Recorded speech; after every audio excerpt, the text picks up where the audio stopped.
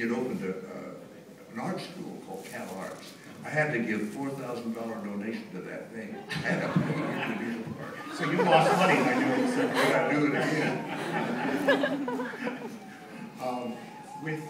And you write in the book, at the part about Mary Poppins, you say, twice in my career, I knew in advance I was onto something really special.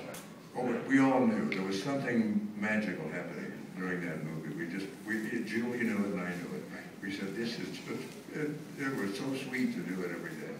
And when you, with your big dance number in the film, by then, with 3-4 years after you had started in Birdie, did you feel confident in the dancing, or was it still, were you still thinking to yourself, oh, I'm not a trained dancer? Oh, no, I was ready to go.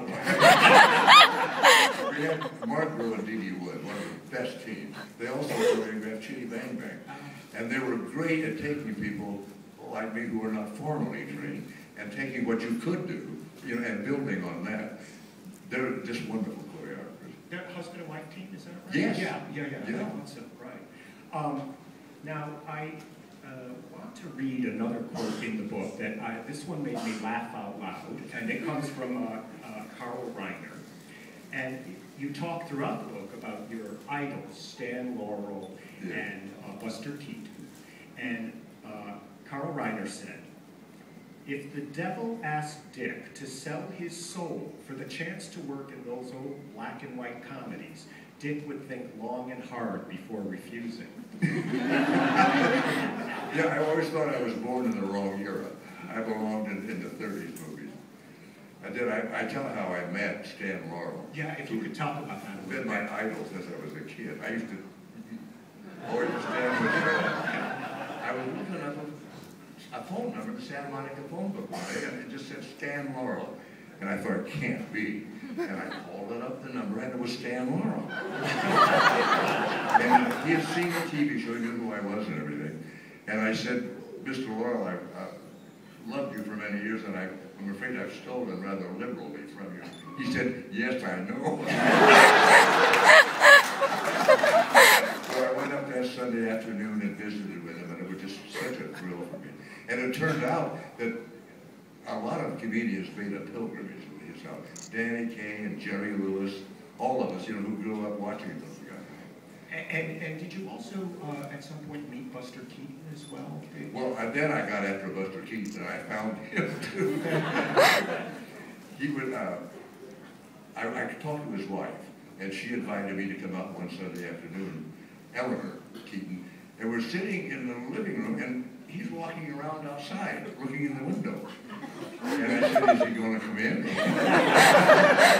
She said, he'll work up to it. He's very, very shy. All of a sudden he walks in with that little flat hat on and a ukulele.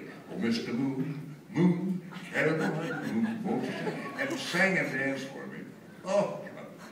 He was a very, very funny man in person. We were sitting in his kitchen, and he had a big St. Bernard, Elmer. And Elmer walked in the screen door and said, meow. Did you teach him to do that?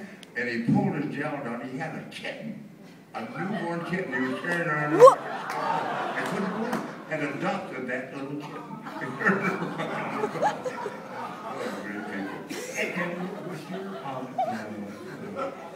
your great like for these two comedians, that was really the inspiration for your film and comic?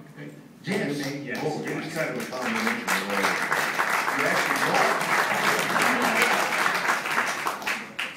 we were really proud of that because there was an authenticity about that period.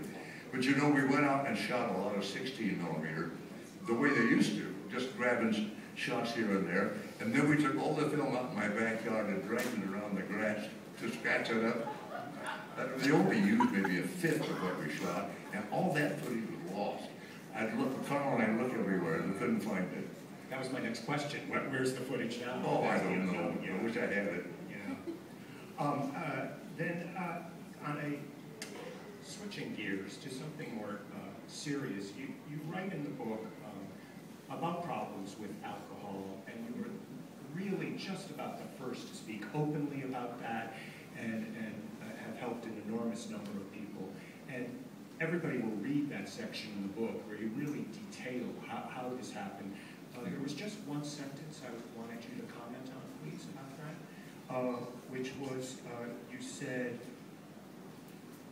self-awareness is the first step towards real change.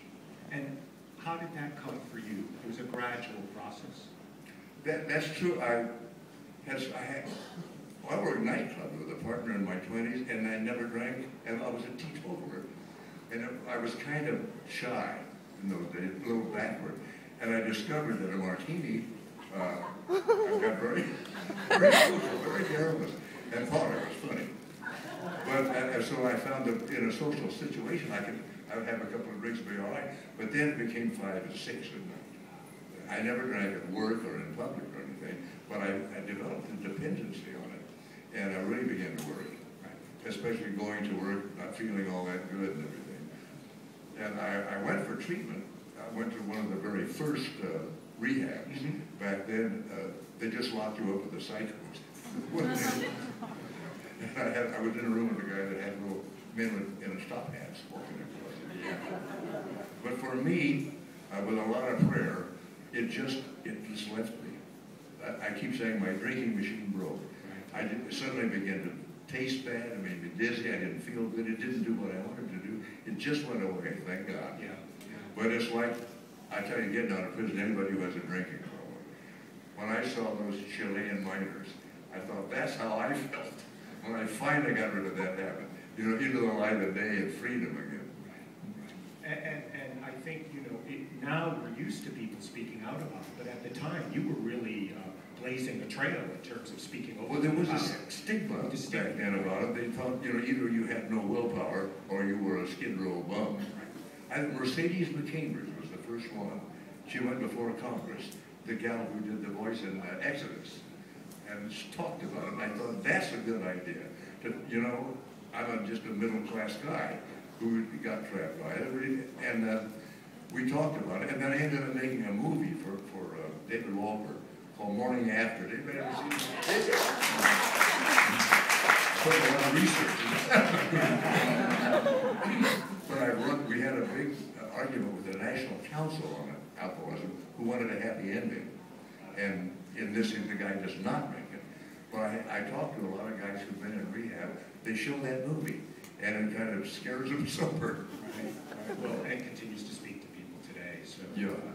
Unfortunately, today, if you haven't been to rehab, you're nobody.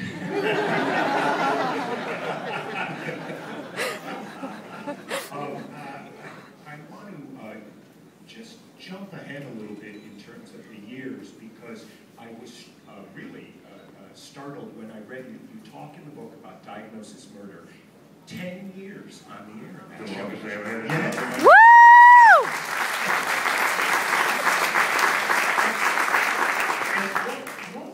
What was the secret to that show? It seemed like it was a combination of a number of elements that with your character. Well, I took nepotism to its ultimate extreme. I had my entire family on there. But I had my son, Barry, and we just loved working together. Then I had my grandkids and my kids and everyone else. But it was Hallmark produced it, and they were, I think, the last production outfit that did family movies. You know, they were the only ones. So I went to them with Diagnosis. And I think mostly it was the chemistry between all of us.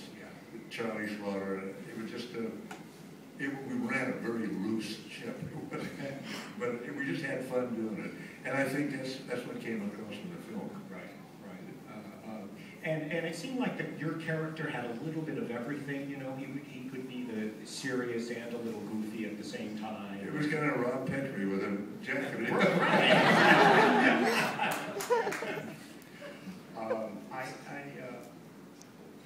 Towards the end of the book, you write something